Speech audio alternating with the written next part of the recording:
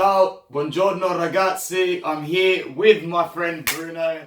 If our spirits are a little down, we're a little low on sleep, we are recording this on the same day that Inter drew 1-1 with Slavia Praha. It's a disappointing, there it is right there. It's disappointing, and especially we're based in Sydney, waking up at 3 a.m. to watch the game. We'll unfortunately too optimistic. Way too optimistic.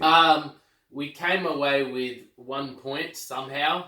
Fortunately, we're unfortunate not to get the result, but we got 1 point. So 1 point's better than none. We didn't lose.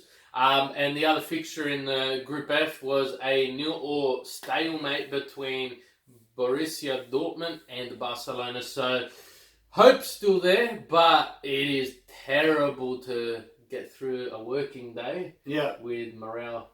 It is so down. But for the purposes of this video, man, we've got to stay positive. We've got to build up a little bit of hype because the Derby Della Madonnina is back. It is my favourite fixture of the calendar year. Well, second favourite because this one's the Milan home game, right? Yes. Yeah, so even though it's the same stadium, obviously we prefer it when we've got the home fans, but we are going to represent like no other. I've said this to almost every Milan fan I know. I truly believe that even though we're not seeing the huge separation of quality on the pitch yet, Milan is nerazzurro at the moment. Would you agree? Yeah. Absolutely. So we've taken a little bit of control of the city in terms of trying to get our club back to where it deserves to be. And there will be no other way to prove it than a comprehensive derby victory. Bruno, after that Champions League display, would you say your spirits have dropped for at least a minor bit? How are you going into the derby, bro? I always approach the derby with a different approach. If we were playing any other team, I would say we're bound to lose. If we had Spalletti as our manager, doesn't matter. But when it comes to the derby, it is a different output. You look at last season, after the whole February fiasco with Icardi and everything that happened, we were winless for 5 or 6 matches. Yeah, we almost let Milan get above us in that game. Milan leapfrogged us until we got to the derby. And I remember the video we did then. And I said, the derby brings out the best in your players. It doesn't matter about form. It doesn't matter about anything. When it comes to the derby, it's different altogether. Yeah. So, always optimistic. It's the first derby under Conte, which I know himself he will be very passionate about. He will, for sure. It's the first derby for a lot of our key players. So Lukaku, I see Lazaro being there, Godin being there, Sensi, Barella. And for them to prove to their fans how passionate they are for this club, what better way to do it than a derby victory? Yeah, I'd have to agree right there. I'm optimistic about seeing a much better performance, and I think at the end of the day, that's what every Interista should want out of this derby, a go-for-gold 110% performance, because the result may not go our way. We might receive our fair share of bad luck and whatnot, so we need to see a Conte-esque knit, grit, grinta, fight hard, and just leave nothing on the pitch when you walk off. Just hold your heads high and know that you've given all in the derby. So let's focus a little bit on the teams first. We will go through Inter first and how we think we're going to line up. But Manovic in goal, who has had a good start to the season. I can't fault him for any of the 2 goals that we have conceded so far, one against Cagliari and one against Slavia. He actually made a save against Slavia, and had the rebound not been so unfortunate, we would have been looking at a goal-saving save. He's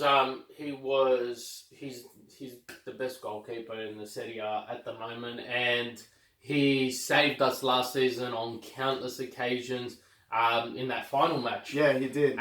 Throughout that whole season last season. The whole season, but he saved us, he's gotten us into a position, and you can't fault him. Yeah, absolutely. Now, the back 3, this was kind of set in stone. Skriniar, again, didn't have the best performance today against Slavia. I don't think he fits into the 3-man at the back formation. He just, from day one, he just seems to struggle with only 2 others there. But in saying that, the Fry came back today against Slavia, and I can also see Godin starting. He will definitely start. Godin's definitely starting against Milan. That's the reason he wasn't starting today. And after Danilo D'Ambrosio's average performance, at the end of the day, like Bruno's pretty bummed out. I'm bummed out. But Conte's only had a few games to see what his squad and what his players can do in the flesh. Conte is the type of player that is going to see versions of Brozovic and Gagliardini and D'Ambrosio against Slavia and say, okay, all right, that's not working. Let's tweak this up. We're not paying him the most money and the highest salary in Serie A for him to just sit there, rest on his laurels and be happy with these mediocre performances. So it's going to be a Godin, Skriniar, De Vrij back three, in my opinion.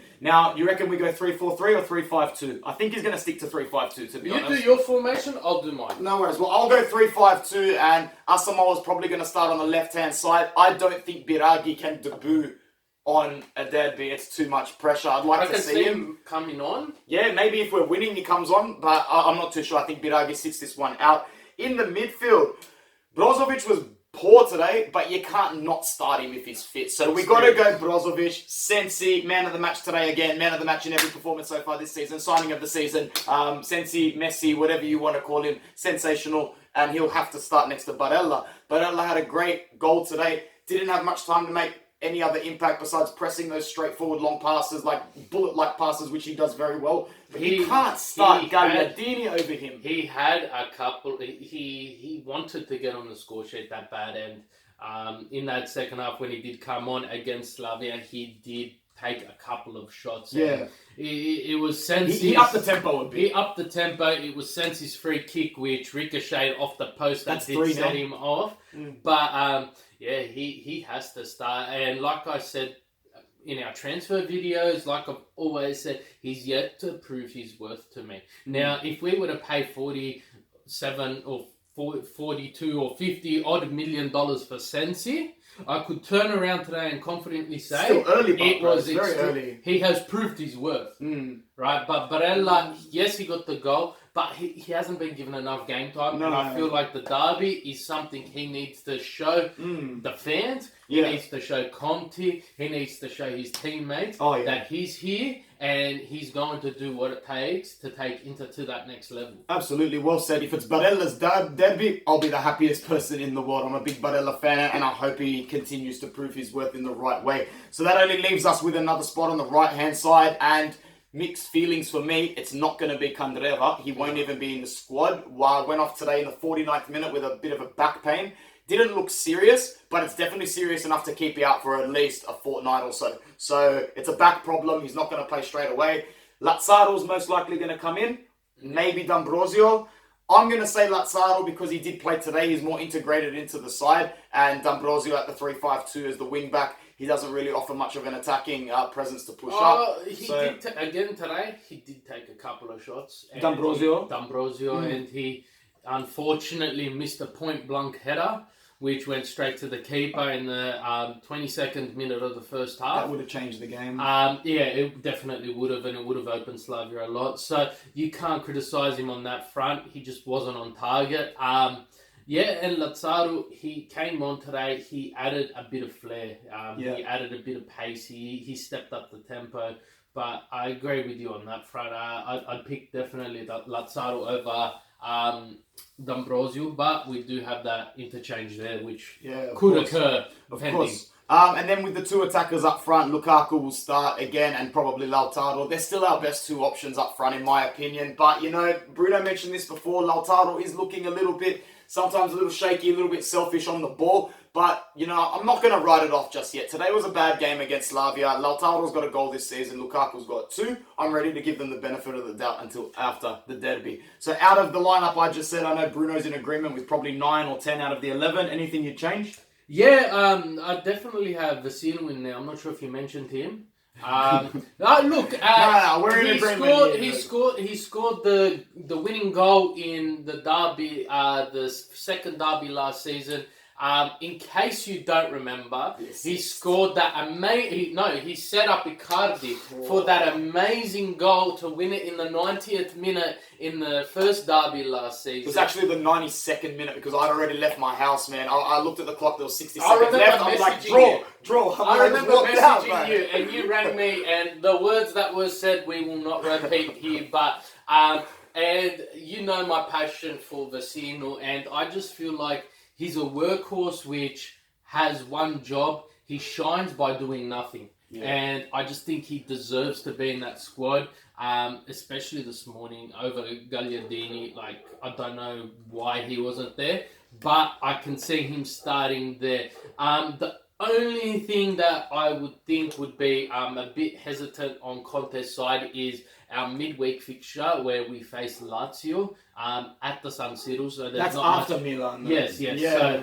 So we've got Slavia. Then it will be Sunday morning Sydney time. So Saturday around most of the world. We've got Milan followed by a 4-day turnaround or 3-day turnaround to Lazio. It's gonna be tough. What plays into our hands there is Lazio will be playing in the Europa League Friday, followed by a fixture on Sunday, followed by another fixture, which is... So they're just as congested. Man, they're more congested. That's ugly. I feel sorry for them. That's a horrible fixture. Yeah, and... disgusting. So now you look back and say, Milan getting kicked out of the Europa League. That should do wonders for their Serie A season. That should not be praised by us Inter fans. They're going to be nice and fresh.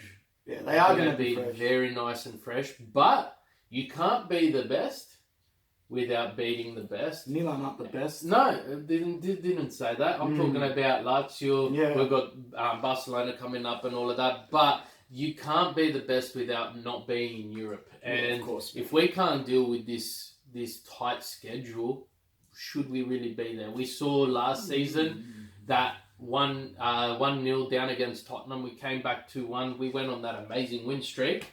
And we're a side that really likes to coast on momentum. Yeah, and I just hope that the dressing room has shifted after they put the Conte says, well, look, he came out and he took full responsibility for full accountability for Slavia.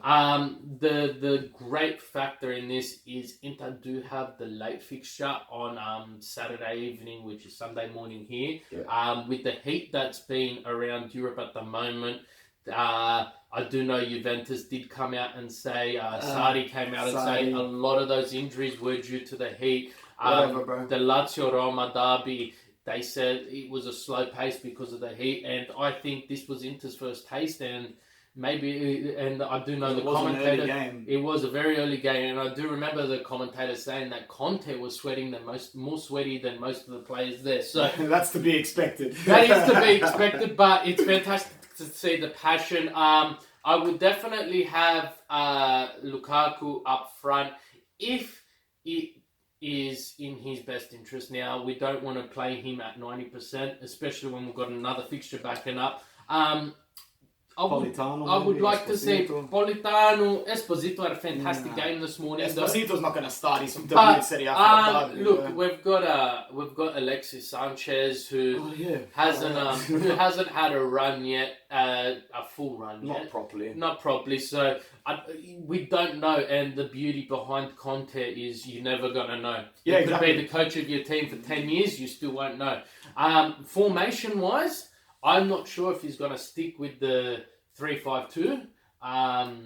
Maybe it could be a 3-4-3 formation. Could be Lukaku with Sanchez and Politano. But then you've got to remove one of the midfielders, and I'm not too sure. Yeah, look, if we were to do something like that, you'd take Lazzaro out. Yeah. And bring him on for that added pace up front, with swapping him with Politano. Maybe, just to inject a bit more speed.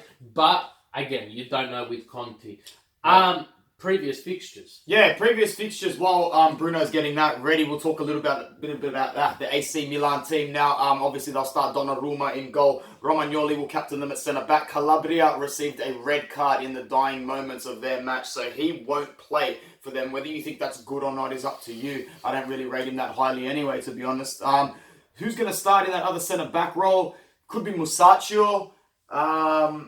Is Conte still in the side? Musacchio did get a man of the match performance against Verona. Oh, so it'll probably be Musacchio. And who's starting as their left and right back? Is it Ricardo Rodriguez starting on the left? I know Theo Hernandez is still injured. Yeah, so Rodriguez will be starting. Yeah. But then you've got in the midfield Kesse, Blega, and Oh, yeah. So there's some injection of technicality there. Yeah, Souza will probably start on the right-hand side. Yeah, and then you got Piatek and Paqueta. Paqueta. Let's see if Paqueta starts on the left or as an attacking mid. Anyway, we didn't want to dive into Milan's team that specifically because we don't really want to cover that, but that'll probably be a representation of what their squad or their starting 11 is going to look like. Previous fixtures, I know it's been a while since we lost a derby in the league. I know they beat us in the Coppa back end of 2017. 1st of February 2016, Milan beat Inter as their Milan home game. 3-0, wasn't it? 3-0. Alex, Bacca, and Niang. Now you look at those goal scorers and you just got to think, how did we let them score 3 passes? We let Alex score a goal against us.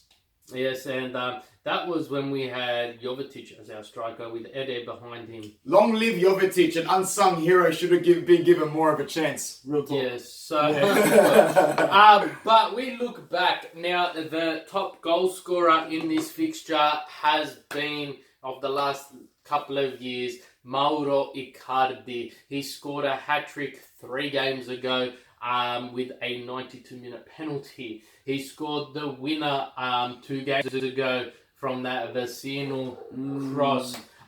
He did not feature in the last derby because of his wife and their antics, and he had that knee injury apparently. So we will be missing him. We will be missing Perisic, and but in saying that, Perisic a pretty big derby player as well. Like, you can't count out those 2 players for their contribution in the big games. Perisic was good in the big games a lot of the time. Well, I thought he was. But we've got Lukaku, we've got Sanchez, we've got Barella, we've got the goat. What's his name? Sensi. Oh, Sensi. Someone called him Sonaldo or something like that. Something like that. But he has been playing ridiculously, and I don't know, but I feel like he is going to be a great thing. We just need Skriniar. Skriniar needs to step up his game. He hasn't featured well in the back 3 formation, and well, hopefully it comes together this weekend. With Sensi, if he lines up for a free kick again in that exact position, I'd be going for the bottom right. Only because everyone in Serie A now knows that you can hit that top pin left-hand corner 99% of the way. We just got to work on bringing it down about 1.5 centimeters. So don't worry, all the keepers and the defenders are going to shift that way. Next free kick, straight, just pass it. Pass into the bottom corner, it'll work. I feel it's going to be a derby to remember. I'm not as confident. Even if we did get the win against Slavia, I still would not be as confident, just because Milan has been in the news for all the wrong reasons in regards to their team, FFP, that first loss to Udinese. They'll be ready to fight. They're going to come out of the gates. Me personally, I'm hoping that these last 2 victories, because they've been very, very poor in their victories, though. They've beaten 2 recently promoted sides in Verona and Brescia 1-0. So hopefully they think they've got some sort of false sense of confidence and they get on the pitch and we ransack them. That's easier said than done. So before heading into this match, Inter sit in first place on the table. I am going to say that until we're not in first place. 3 wins. It is the bear. It is the bear. This bear will be in our thumbnail because this bear we have not yet lost a game. Now, Inter will be going into this game first place, 3 wins, and basically they need 3 points here to keep that momentum going. Exactly, especially with Juventus playing Champions League. They're going to not. Juventus aren't the team to go on to a losing spell. No way. So we've got to capitalise on that. 100%. Milan are currently sitting in 7th place with 2 wins and a loss. We touched on the Udinese loss, the Brescia and Verona wins, which were more recently. So, Milan are yet to face any real stiff competition. Will be their first big test. Yeah, and Inter, I would have said the same thing, haven't really faced real stiff competition, but that game this morning, Slavia are in the Champions League, and they're there for a reason. Exactly right. And I feel the experience will play a big part here, but I am calling it a 2-1 win to Inter.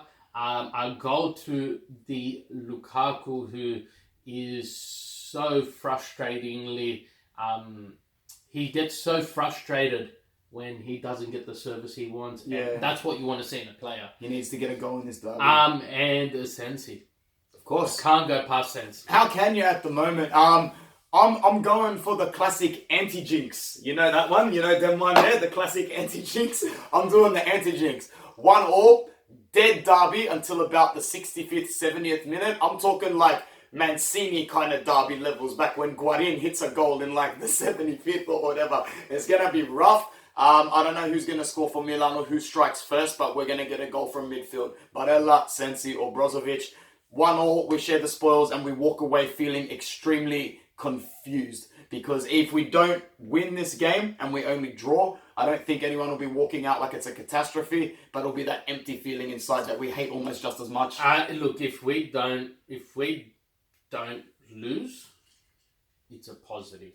Honestly, even if we draw, we don't lose first place on the table. Pretty much. We gain that. We have that momentum. Yeah. But if we lose, and we've seen this in the past, Inter is a team that runs on momentum. Now, they run on momentum when they get those wins, and they get those wins one after another. Yeah. But they also run in a momentum when they lose. Yeah. And we used to call it the December curse. Yeah. It's just a lapse in form. So with the scheduling as tight as it is for Inter at the moment, they cannot afford to not get any points. Absolutely. Well, we're going to check in as soon as the Milan derby is over. Until then, all the best, ragazzi. Forza Inter. Forza Inter worldwide. Ciao. Ciao.